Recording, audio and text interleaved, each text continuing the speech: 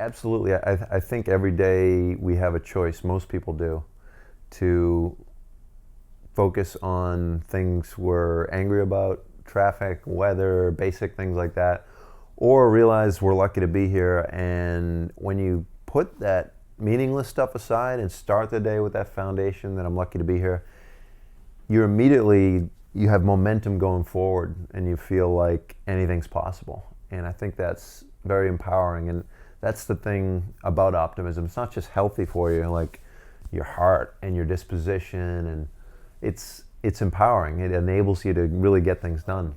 Our mission is to spread the power of optimism, and we feel like we do that two ways. Number one, by distributing product that carries a positive message. I feel like the world could use that and embraces that, thankfully. And secondly, we have a nonprofit arm called the Life is Good Playmakers, and that was built to help children overcome life-threatening challenges. In a nutshell, my brother and I loved drawing since we were little kids, and when we got out of college, we were looking for a way to blend business and art, and t-shirts is an accessible way to sell art. So we started running around college dorms selling t-shirts door to door in dorms, not very successfully, but we had a great time.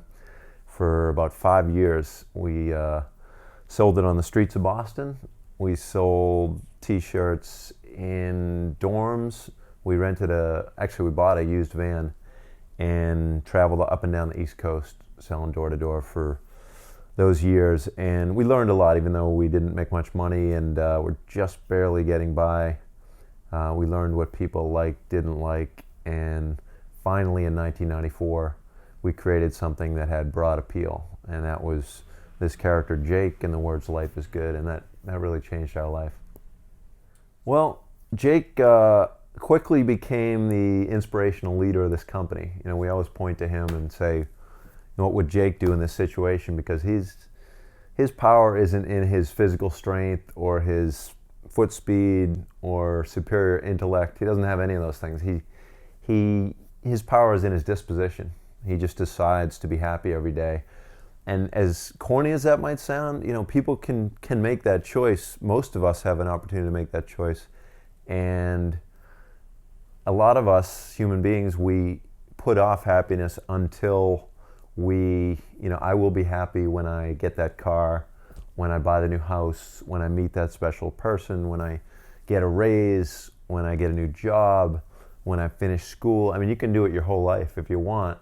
Or like Jake, you can just decide, I'm pretty lucky to be breathing right now. So that's the perspective I'm going to look at today with. And everything else from there can be an adventure as opposed to just a task of getting through a day.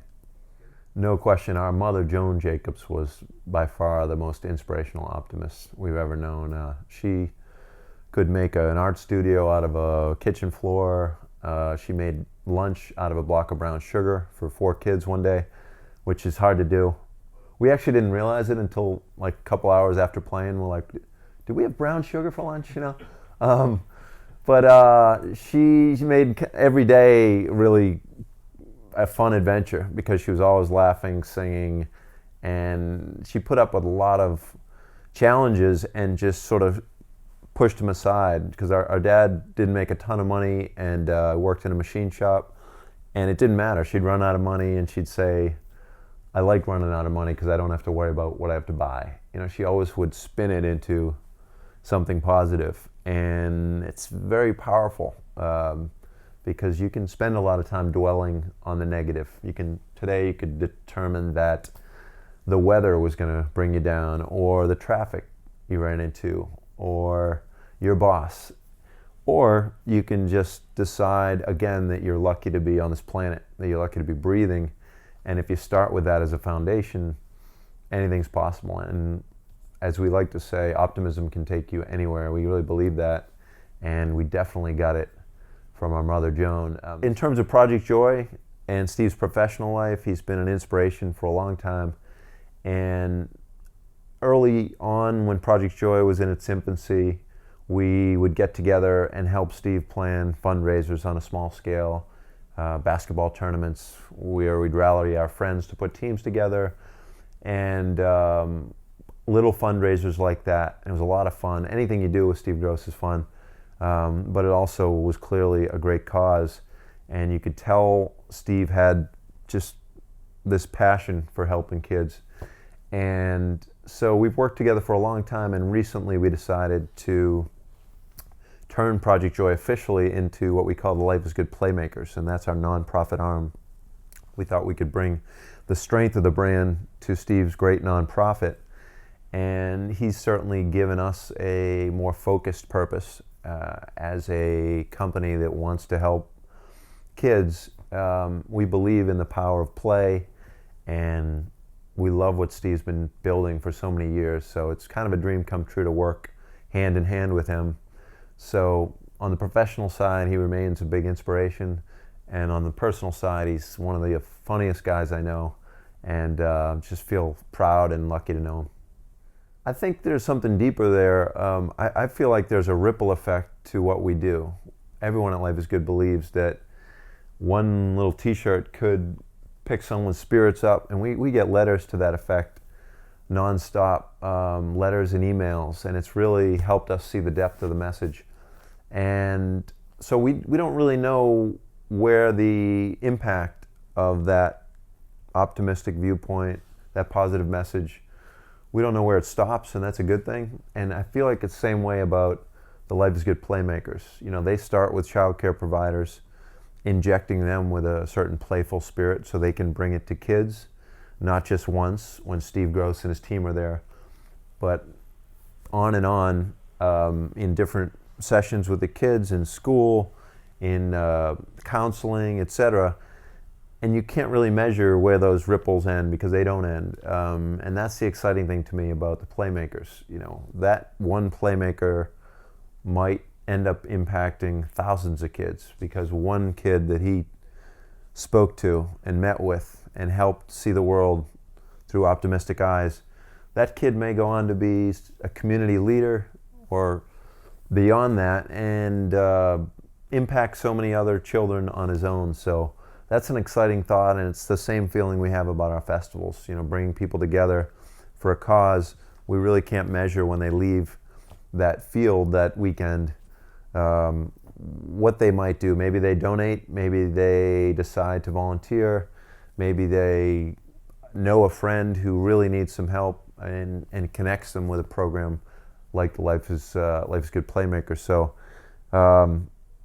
for many reasons, we just think it's really a perfect match. And we've also been blessed with I think a playful spirit thanks to our parents, and we see how helpful that can be even later in life as an adult.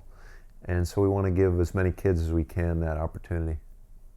Well, I think my brother and I have been really fortunate to have built this business doing something we love, and today we're lucky to be still doing something we love, and that didn't come because of our genius. That came because our parents gave us certain things, and then as we were trying to build this business, our own community, whether it was the people on the street telling us they liked our shirt or didn't like the shirt, or people chasing us off certain parts of the city we didn't know we could sell in. But all these little things, we actually learned from all these experiences, you know, not to mention coaches, teachers, all these people that have helped us grow as individuals and learn the important values. That just doesn't happen because of your own persistence. Sure, we did work hard to build the business, but very much a team effort, and I think Boston's been very good to us in that way. We just were running around with our duffel bags for a lot of years, and whether it was a college campus like BC or UMass or the streets of Boston, we kind of cut our teeth, so to speak, in Boston. So eventually, if you have some success, I think it's only natural to want to pass those good vibes along and, you know, pass it on to the next person who might be struggling and trying to figure things out. So it just makes sense to turn around and try to do that. Awesome. Yeah. I mean, not to say in other cities they don't, but no, there's definitely. I mean, that old cliche about on the West Coast, people are always in transition. You know, it's harder to form long-term bonds, and I think that's true. And LA, places like that have their own appeal, you know, but in terms of loyal friends who are always going to be there for you and family, there is something special about New England and about Boston that way. Number one, there's not even just a negative thing, the aspirational, you know, you need this car, this house, this whatever in order to be happy, to keep up with the Joneses. Hopefully people can see right past that and they're just trying to sell something, but it's not real healthy. It's again pushing off happiness and assigning it to something that's material and that's meaningless ultimately. But the other part is even more important. There's so much negative info out there, and I think it's because sensational news gets people's attention, and it's all fear-based, fear-driven, and it doesn't do anyone any good. And there's so much focus on murders and fires and disasters, and you know, there is a place for that. And you know, the biggest place is if you're asking viewers to help a situation. But too much of it is just sensational and wants to appeal to that basic survival instinct in human beings, and it's not healthy for people to see that repeatedly. So no question, Life is Good was born as a response to that, and we were really happy to see it confirmed that yes, people not only responded well, they crave positivity in their world, and they find it so refreshing when they see positive messages. And the world needs a lot more of them. And my only advice to anyone regarding the negative news is just turn it off. I mean, turn it off. You'll get the main headlines from the world around you, from individuals you run into, but the box is not a good thing for your psyche.